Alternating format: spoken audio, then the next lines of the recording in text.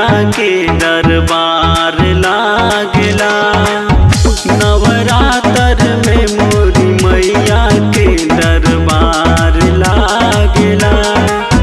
नवरात्र में मैया के दरबार लागेला। मंदिर से सुंदर उनकर पंडाल लागेला।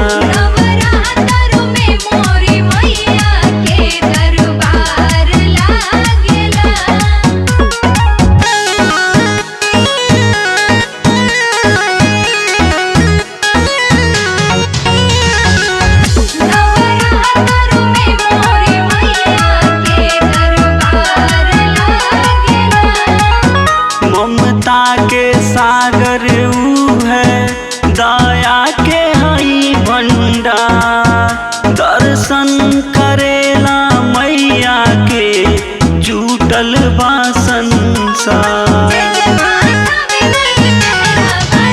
ममता के सागर ऊ है, दया के हई भंडार।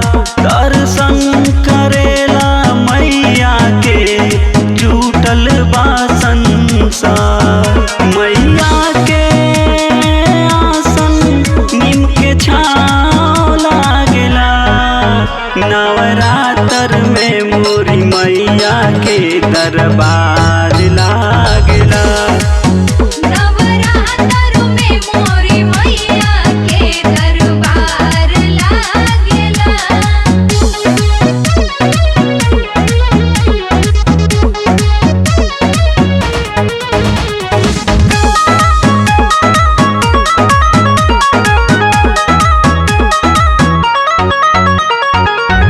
राज राहुल औरी फिरोज देख जाल पिंटू साथ। भर देली मैया झोली जे भी आवे जोड़िया।